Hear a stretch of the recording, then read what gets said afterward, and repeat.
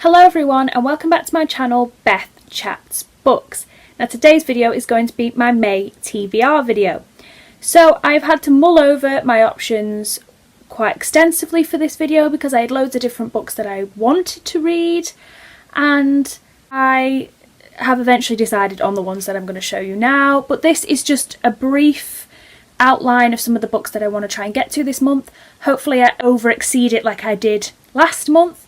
But I'm basically trying to do small TBRs and keeping with that goal for myself so that I can over-exceed, because you never know what's going to hit you month to month in terms of your schedule and other things. So I'm keeping it small, but I will mention at the end some of the other ones that I might be hoping to achieve as my extras if I get to them.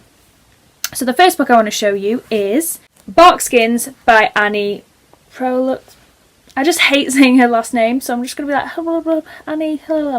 So you know by now I keep saying it wrong and I hate saying it, so we'll just move on. Anyway, I got this from the library. I'm going to renew it and try and attempt to read it. It's about 700 odd pages, which terrifies me a little bit. Also, I was showing my boyfriend this morning when I looked through it. It has the most extensive family tree and context page I've ever seen in a book. So I'm going to briefly show you that now. So the contents page 1,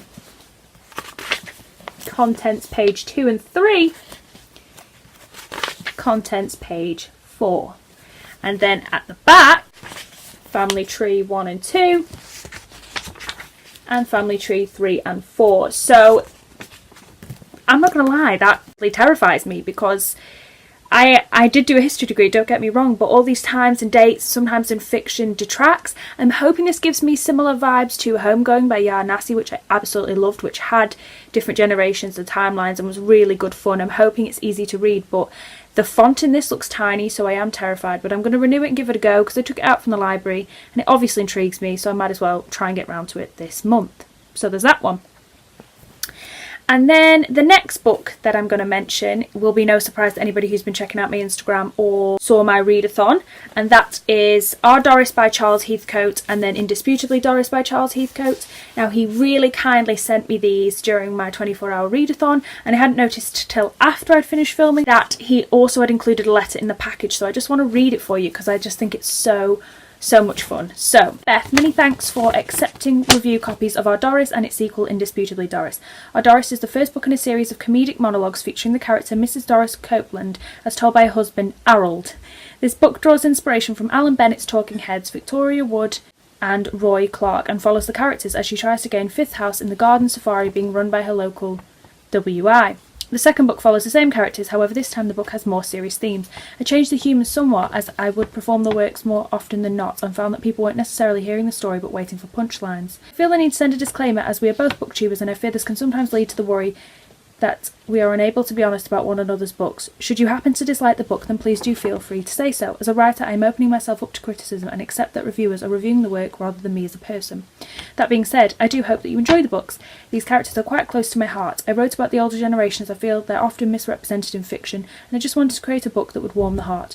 It's supposedly cosy and comedic, and my mum likes it. All the best, Charlie. So thank you so much for sending that letter. I thought it was so much fun to read, and I am so excited to read your collection of books. That's why I wanted to put them straight on my TBR this month. I'm really excited to meet Doris and Harold, or Harold as it's written, and I read the blurb and I read a couple of pages the other night. I really like the northern sense of humour, and I think it's really going to be a story that I can connect with, and I'm super excited for. So I put both on the TBR because if I really enjoy the first, I'll just go straight into the second. But mainly, Our Doris is on this TBR. So I just wanted to give a quick shout out to Charles. Thank you so much for sending it, and I'm so excited. And then the next book I'm going to pick is because a long time ago I did a Persephone book haul, which I'll link down below, and I realised that I hid them in a drawer, and I'm the kind of person that if it's out of sight it's out of mind. And then I stumbled across them the other day and I realised I'd spent a bit of money on them. I really enjoy the covers, so why am I not getting around to reading them? So I think I'm going to do a challenge to try and get through my Persephone book haul by popping them in a monthly TBR from now until I'm finished. I did say a few months ago back that I think I was going to do that, and somehow it didn't happen, but I'm in the mood. So the one I decided to pick to try and read this month is Miss Pettigrew Lives for a Day by Winifred Watson. I'll link down below the book haul I did on it so that you can go and check out, you know, all the the pretty covers and the blurbs and things. So this one, I picked it because it's one of the shortest books that I ended up buying, but also I've heard this is really good fun. So it's about the character of Miss Pettigrew and kind of her adventures for a day. So it's what it says on the tin. And I've heard that the style of Persephone books are quite quintessentially British and fun. And I wanted to start Persephone on a fun run, on a fun go. So I think I'll really enjoy this. I know some of the other books I picked have darker themes, but I wanted an easy way into these kind of classics. So I've decided, enough time wasting, I'm going to try and read this. So there's that one. And then this next one that I'm going to mention is a little bit cheesy. So basically this month, like everybody else on the planet, I downloaded the Harry Potter mystery game and I have been obsessed with it. I think it is a game that unfortunately hinges on all my weaknesses, because I'm quite a patient person and I like to see something through. That's why you'll rarely see me DNF books. I usually try and read and complete a task. I feel better completing it. So I have wasted so much time. I was nearly late for work the other day. I've been sleeping a lot later at night, been staying up till 12, sometimes 1 in the morning to try and complete these tasks, which is really pathetic now I say it out loud. But it really got me back into the Harry Potter mood, being able to go to all the different classes and unlock the levels and speak to the characters. And I realised, shame on me, that I've only ever read the Harry Potter collection once in my life when I was younger. And I know so many people on BookTube have reread it, and sometimes they reread it once a year. So I've decided, since I've been thinking about it for a couple of weeks and really thinking, oh, I really want to get back into it, I think it would be a shame to not give it a go. I have all the books. What I really wanted to originally do was to reread all of the books in the illustrated editions.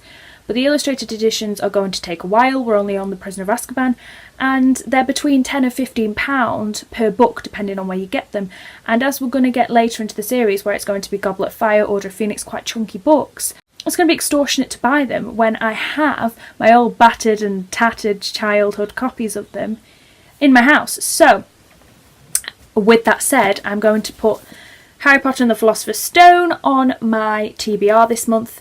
It's really short. I didn't realise it's just about 200 pages, which obviously when you're younger you didn't realise how small it is. So I'm also going to include Harry Potter and the Chamber of Secrets as well, because look how old these are.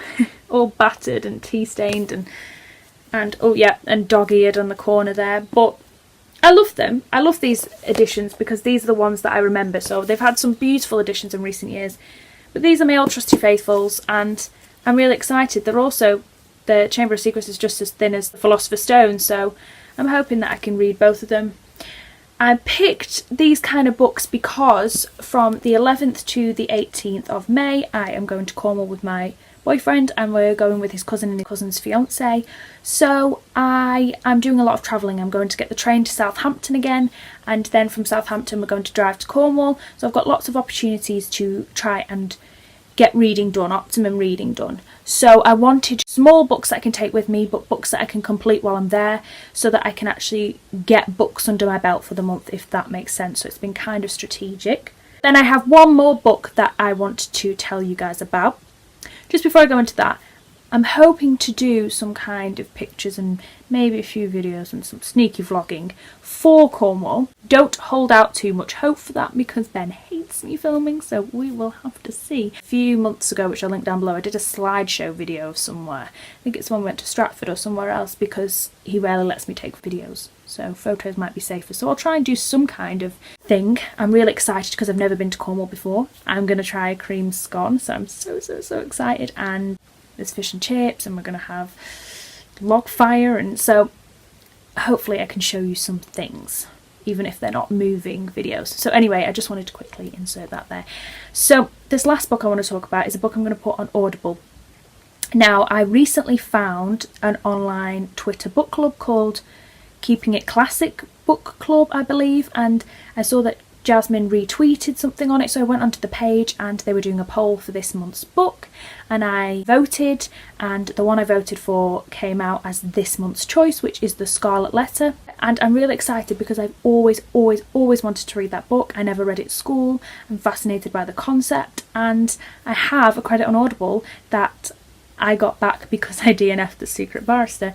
So I can use it, so it's not going to charge me anything, and it gives me an excuse to be interactive and to start a book club. So I'm really excited. So if any of you are part of the Keep It Classic book club, I believe that's what it's called, but I'll link it down below the Twitter page, then let me know in the comments so that we can keep up to date with our progress of reading that book. I'd be really excited to hear your thoughts. So obviously I'll just insert a picture somewhere of the Scarlet Letter because that will be on this TBR, and I'm going to download it this afternoon and give it a read. But that's everything for this TBR. I'm hoping that later in the month, if I get through some of these shorter books faster and quicker and I have some excess reading time, I might try and get to The Vegetarian by Han Kang and The Curious Incident of the Dog in the Nighttime by Mark Haddon, which are both books that I have lying around that I haven't read. The Curious Incident of the Dog in the Nighttime looks really easy to get into. I think it's more middle grade based. I was flicking through it the other day and there's lots of illustrations, so I think I could get through that quite quickly.